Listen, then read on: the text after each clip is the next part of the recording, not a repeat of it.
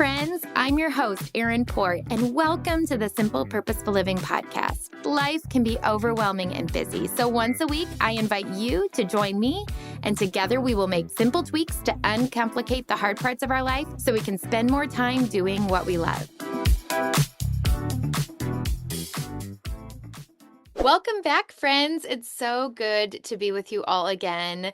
If you're watching online, I have about 400 layers on because we are literally living in the polar tundra of Iowa. This is about the time of the year where I start to ask myself, why did my ancestors settle in the northern part of the United States? I have a blanket on, a sweatshirt, a puffer vest. So if you hear a little moving around, that's what that is. But it is supposed to warm up and then cool down again. We are in the roller coaster of weather here in the Midwest. But this is not a weather podcast.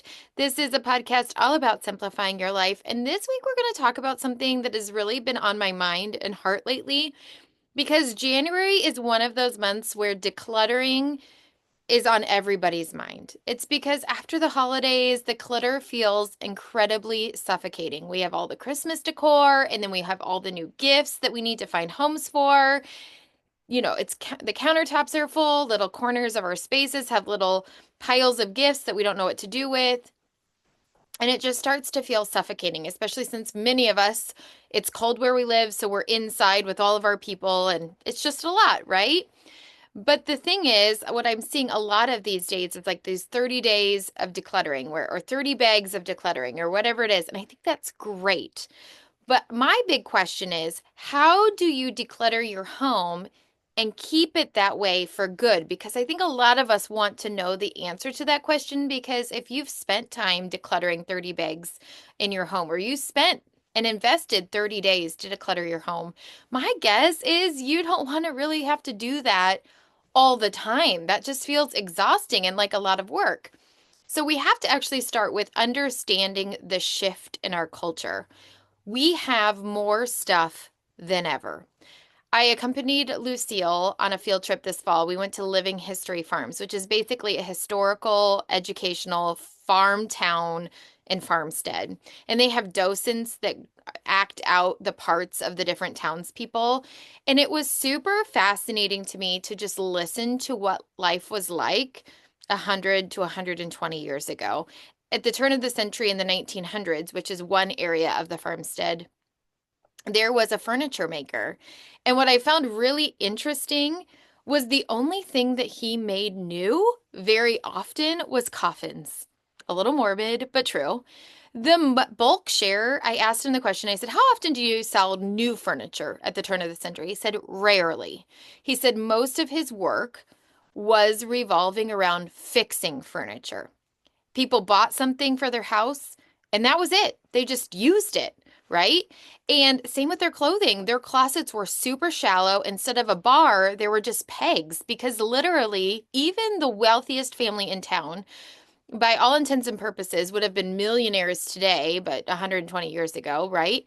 They had pegs in their closet, and they had a Sunday best outfit, and then they had a couple of day work outfits for the week, or, daily dress outfits for the week. They maybe had the most amount of hats that they accessorized with, but very, very minimal, especially by today's standards, 3 to 4 outfits max, right? And their kids, you go to their little family room area and they have a little table. They might have some crayons. They might have a couple, like a jigsaw puzzle. They might have like a little toy train. I mean, just very, very simplistic. And daily life revolved around maintaining and using what they had. And then what happened was the Industrial Revolution came in the 1920s. And even the guy in the furniture shop said, everything started to change then. He went from making and repairing furniture to reselling. He became a furniture resalesman, meaning he wasn't making the furniture, he was just selling the furniture, because mass production made household items more affordable. And then from there, of course, we were bombarded with commercials and marketing. And now today, influencers sharing daily thoughts and opinions and recommendations. And I mean, I do that too. I'm not shaming anybody, but that is the reality of what we're facing. And now the average American home holds over 300,000 items. I've just been really thinking about all the devastation from the North Carolina floods to the Midwest tornadoes to now the West fires. I mean, just thinking about our homes and how much they mean to us, but then also how much stuff is in them, from children's toys to household magazines to coffee table knickknacks, despite having 3 times more space than families in the 1950s. Just take that in. In 70 years, we've triple X'd the size of our homes. Many homes still struggle with storage space, and many even have to rent storage units to hold everything that they need. And that's how fast it's changed in 120 years. And so when we get to this January place of like feeling overwhelmed, it's like, okay, like I want to declutter my home because I know for me personally, I've been very open about struggling with anxiety. And one of the things that really ramps up my anxiety is clutter. It is a huge trigger for me. People always ask me if my house really looks like this all the time. I always tell people it's not deeply cleaned, but it's picked up. And that has really helped me with my anxiety. It's also helped my kids. My kids thrive better.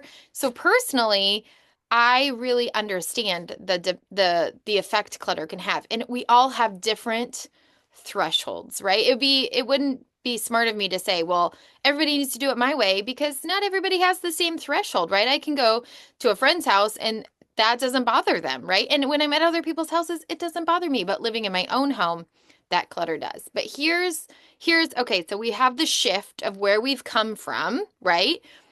And here's another thought that I've had is that since this shift happened so quickly in many ways, a lot of us never learned how to declutter as a child.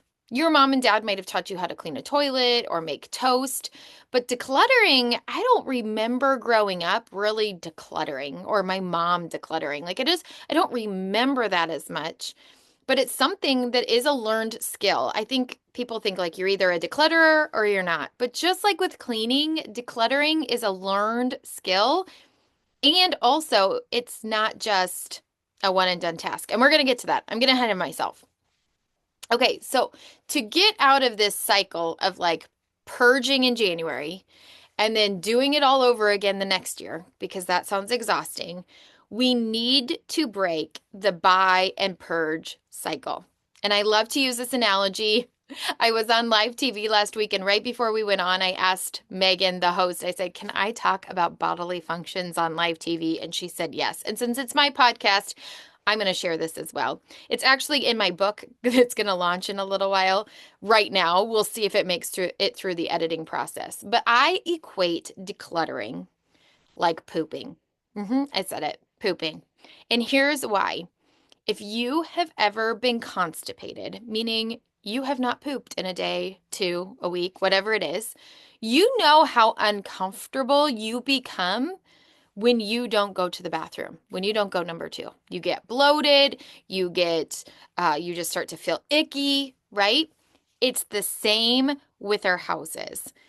When we are constantly bringing things in and we are not expelling them, we're not pooping it out, when we're not taking it out, our houses get bloated. And with that comes discomfort. So we have to first tweak number 1, shift our mindset that decluttering is not a one and done task. Like I said, it's just like cleaning. Cleaning, we know, like we have to regularly clean the toilet. We have to regularly vacuum. It's the same with decluttering. We need to regularly declutter. But I think for a lot of us, that's not something that was ingrained in us from a young age. It's a new skill, a new thought that, yeah, I need to declutter regularly. And even over the course of my own journey of homemaking and decluttering, I've gotten better at it because the more I saw it as, okay, I'm not just doing this in January, I'm not just doing this in March or August, but I'm doing this on a regular basis, the less of those large decluttering sessions I have. And when I do like say I have a list right now of a couple places I want to declutter, it's not going to take me days or weeks. It might just take me an hour or two because I just am basically sorting through it, making sure I throw away like say expired medication or things I'm not no longer using, or it's gone bad or whatever. It doesn't take me nearly as long because I'm doing this maintenance decluttering in between, meaning when I try on a shirt and it has a hole in the armpit because that magically happens when it goes through the wash. Tell me I'm not the only one. And I put it on, I just, instead of putting it back on the shelf, I put it in the decluttering bin or I throw it away or whatever. Some of you'll guffaw at that, but whatever you do with it, right? You put it somewhere else. You get rid of it. That means that shirt is, and every other shirt in between that you no longer wear is not just sitting in your closet adding to the clutter. It's getting out, and we're doing that regularly. When a kid outgrows a shirt, it never fails, right? It's January. The kid all of a sudden the snow pants fit in December. You put the snow pants back on in January and they're 3 inches too short, and you think, how did that happen? You put those in the decluttering bin. They're out of your regular stuff, and you don't have to worry about it later, right? When we're doing that maintenance decluttering, we're basically giving a hug to our future decluttering self, and those big sessions don't become so big anymore. So when we start to think and make that tweak, that decluttering is not a once and done situation, that's super helpful, especially in breaking the buy purge cycle, because then we're constantly decluttering throughout the year. And then we're not just having these huge, massive sessions. Okay, tweak number 2, and this is so important. You have to slow the inflow. If we don't want to be purging so much, poop wise, we're going to eat less food, right? It's the same with what we're going to do in our house. If you don't want to be constantly purging massive amounts of things, then we have to slow the inflow of what we bring in. If we do not address that, we are constantly going to be stuck in the buy purge cycle. Here are a few tweaks that can help you in this area, and you're going to be like, that's so smart. Say no to freebies. We go to the Iowa State Fair every single year. And for the longest time, my kids would collect every free item that they possibly could, from toothbrushes to stress balls to fans to you name it. They serve it, they give it away at the Iowa State Fair. And I just said to them, hey, unless it's something really cool or really special that you can't live without, we're going to leave that for somebody else. Because like literally, we would walk out of the Iowa State Fair with a humongous bag of stuff. And it's like, where is that going to go in our house?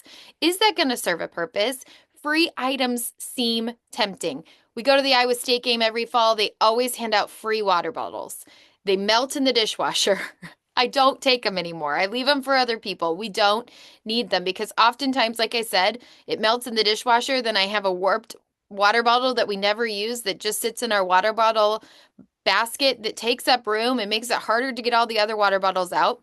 We just leave it. So think twice before accepting something just because it's free. This goes for hand-me-downs, furniture, you name it. Just because it's free doesn't mean it deserves a place in your home. We always have to ask ourselves the value that it's going to bring and the cost that it's going to bring. I've been really big on telling my kids, for every action you take, there is an equal and opposite reaction. Are you willing to take that consequence? It might be a good consequence, but it also might be a bad consequence. And when we bring the items into our home, that's going to take up room in our home. Do we have some place to store it? Do we have a purpose for it? Or are we just taking it because it's free? So saying no to freebies, unless it really is going to add value to your life. Number 2, a no spend challenge. Every January, I have gotten into the habit, I would say this is maybe my 3rd or 4th year of just doing a no spend January. It doesn't mean we spend $0 because I have 4 kids.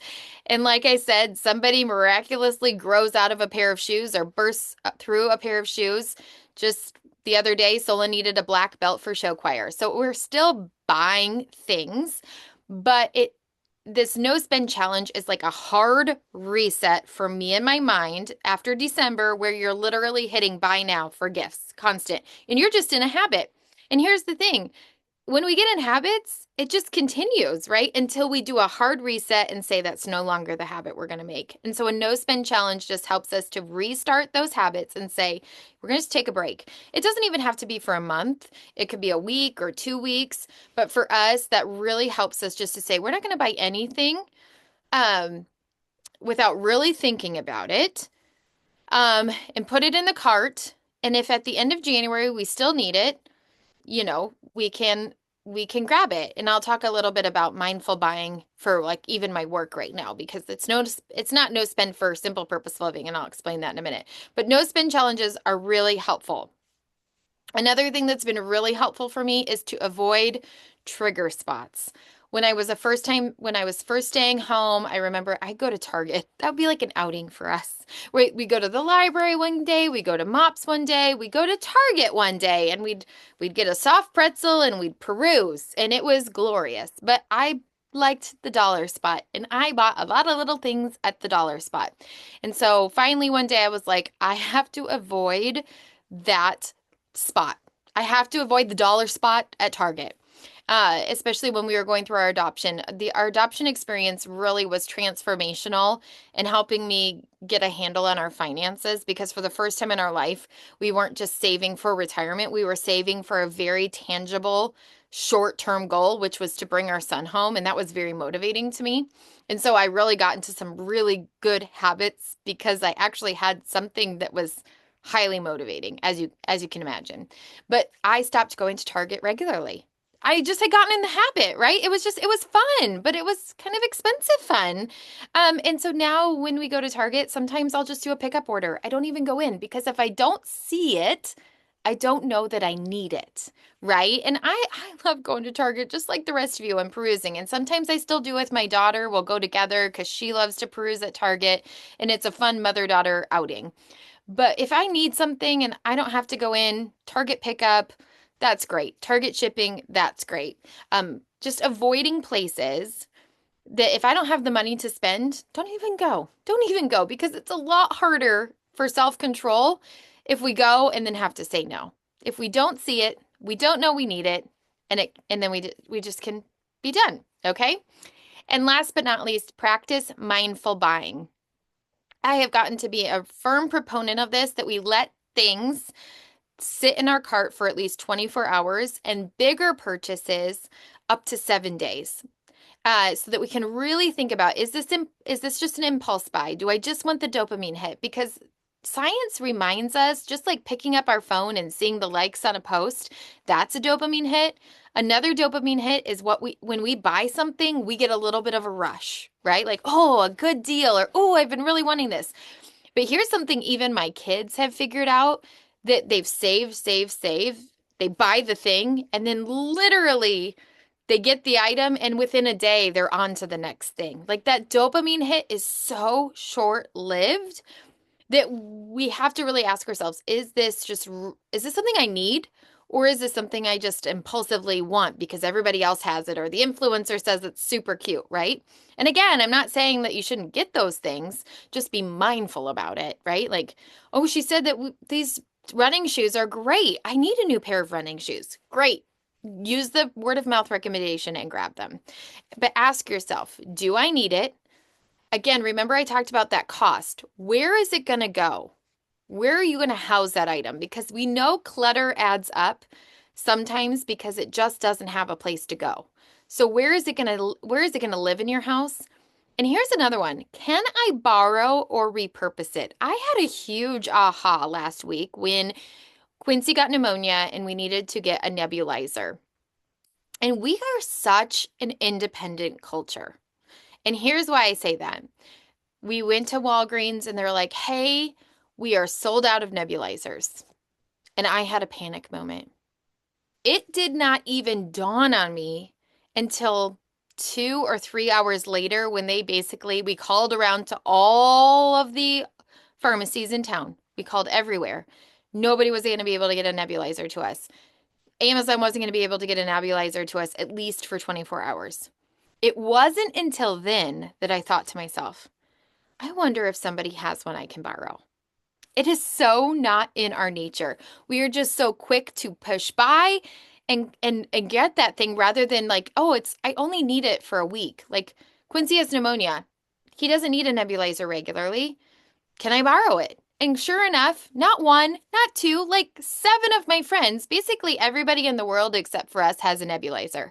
And they all were willing to let me borrow it. So that's a good question too. Like, is it something like, I need like a lawn aerator. Like, do you need that forever or could you borrow that from your neighbor? I don't know. Anyway, those are things you need to ask yourself. And then reflect on last year's purchases. What things brought lasting value? What ended up in the donation box or trash bag? I will tell you, when I spend a little more on things that I love, I look in my closet and the things that I love, like I know what I love. Those things are lasting and like just like a pair of leggings. Like I know the kind of leggings I like. They're the Athleta Elation legging. I love them, 7/8 length. I have three pairs. Boom, done. And while everybody else can tell me their favorite pair of leggings, like I've just gotten to know that that's what I love. And I had the last three pairs for 6 years. They finally were like literally on the verge of like popping at the seams. So I replaced them 6 years later. Enjoyed it. So anyway, look at those purchases. So say no to freebies, consider a no spend challenge, avoid trigger spots, and practice mindful buying. Okay, that's one of the ways you're going to slow the inflow. Just thinking about being more mindful about what you're bringing in. And then the other way, after we break the buy purge cycle, here are some ways you can maintain the hard work you've put in January, a decluttered home long term. These are my top 5 tweaks for staying ahead of clutter. Number 1, you've heard me say this on many occasions, a daily reset. I promise you, if your home is decluttered, like if you've gone through the purge process and you've decluttered your home, it should only take you, maybe with your family's help, 10 to 15 minutes to tidy up at the end of the day. But here is what I have found. A daily reset is like a little a day keeps the overwhelm away. I'm telling you, clutter is like a magnet. And when we understand that clutter is a magnet, if we address it every day, we are going to have less overwhelm. But if I like literally, I lay a paper on the counter and I come back and it is like literally everybody has just left their stuff there. It's almost like it's given them permission. Like mom laid something on the counter, we're just going to lay all this stuff on the counter, right? And if I don't have a daily reset, first of all, it makes dinner prep really hard. It makes breakfast prep really hard. We're getting stuff all over the papers. We're shuffling things around. Like there's a very real practical reason to do a daily reset because clutter just makes it really hard to function in our daily routines. But it adds. So if we don't deal with it every day, it's just going to add up and continue to add up and create more overwhelm. All right. So daily reset. Now, in order for this to be successful, like I've said before, everything has to have a home. What often happens is clutter sits there because it doesn't have a permanent home. Paper is a huge offender in this. And I like to, like for school papers, we address it right away. If it's something I need to send back to school, it goes back in the backpack. If it's something what Quincy wants to keep and display for now, because he's my only kid really that has that kind of stuff regularly, he puts it on his art bulletin board. If it's something I want to keep to ever, we stick it right away in the little cabinet in my office. Everything else gets trashed, right? So there's very little that way. We have a system in place regarding papers.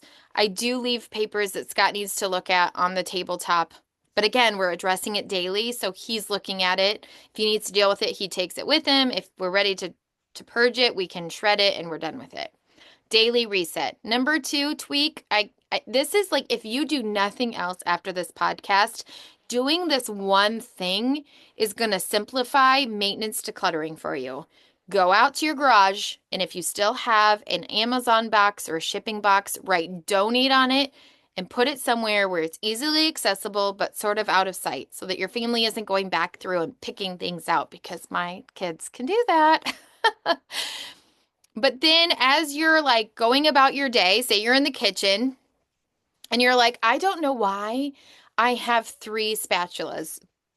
Actually, I know why I had 6 because I used them for a game. I didn't need six spatulas, and I'm not going to do that game anymore. And if I do, remember I can borrow it. So I was like, I'm gonna donate these six spatulas. If for some reason, so I put them in the donate bin, takes the clutter out of my drawers, like so much room out of my drawers. But if for some reason, between the time I put it in the decluttering bin before I take it to donation, if I should need it, I can go back out there. So it's a little bit like purgatory, where you're like, I think I want to declutter it, but I'm not sure. So I'm going to put it in the decluttering bin, but it's out of sight, out of mind. So the only way I'm going to remember is if I truly need the item, because that's a huge excuse for people. But what if I need it someday? It gives you probably 2 to 4 weeks, depending on how full your decluttering bin is. Sometimes it's even a month to 6 weeks before you take it to have some time. And if you haven't needed it in 2 to 6 weeks, chances are you're not going to need it, and you can just borrow it. All right. So that decluttering bin is perfect. Grab yourself a decluttering bin. All right. And then the next thing, like I said, is seasonal decluttering sessions are great. There are just times in the year where we're like no longer like we're maintenance decluttering, right? Like when a shirt doesn't fit or when it wears out, we're putting that someplace. But then there's just like natural spots in the year where like the seasons are changing that I'll do my kids' closets. So as we're coming out of winter and going into spring, I need to see what clothes still fit them. So that means that's like a logical time to do a seasonal decluttering session for closets. So I'll go in and I'll do all my kids' closets and we'll go through and say what fits, what's worn out, and then I make a list on my phone of things that I need to shop for. Because I think this is the other misnomer is when I said we slow the inflow, people think, oh, she just never shops. And that's not true. I have 4 kids. They're growing. I'm just shopping with more intention because I know exactly what they need. Like, I don't know what it is about vacation, but when we went on vacation at Christmas, I think because we do laundry twice a week. So we're keeping up with the laundry, but then we go on vacation and we need like 6 pairs of underwear. And I went up to Quincy's drawers and I was like, oh my goodness, you have like 5 pairs of like legit look or 4 pairs of legit looking underwear. We need to get you some new underwear and some new socks, right? And so we tossed out the old and got in the new. But those seasonal times of year, it's perfect. And I actually have a seasonal decluttering checklist that I will link in the show notes if that's something that you're like, yeah, I could use a little seasonal decluttering, cleaning out my linen closet, cleaning out my closet. Another thing I like to do, especially in January and February when we've been wearing these same winter clothes for a while, is turn all my hangers around. That way, and I have like a sweater challenge where I like only can grab off of the bottom. If I'm not willing to wear the sweater on the bottom, well, clearly it probably shouldn't be in my closet. Another tweak that I love from Kate from Naptime Kitchen. She says she doesn't do her laundry for like 2 weeks. She just like she does her laundry, but she won't put it away. So she's just leaving it out. And if she's not willing to wear the underwear in the drawer or the shirt in the drawer, then clearly it needs to go. So I love both of those simple tweaks as well. All right. So think about where we are, where we've come from.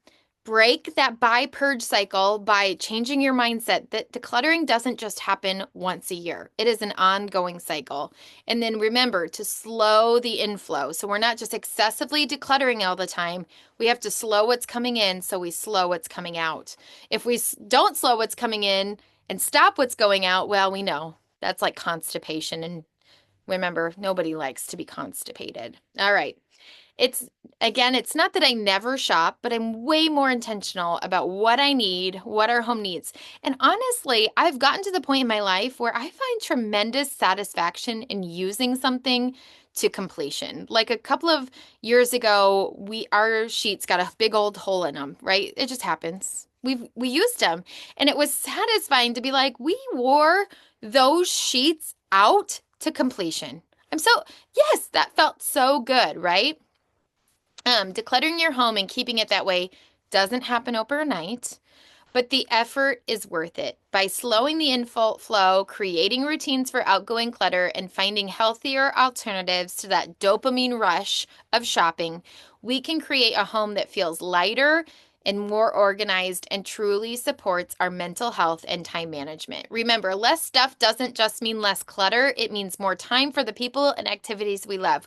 We want our homes to support our lifestyle and not to prevent or make it more difficult, right? Like, I don't want to be home having to manage all my things and missing out on my kids' activities or spontaneity with my family. It gives us more freedom to enjoy our space. Our home becomes a haven and not more stress. It gives us peace of mind every single day. And that is what we want. That is the life. That's the idea of simple, purposeful living, that our home would support our home and our life and our lifestyle, whatever that is for you. So, what's your tweak this week?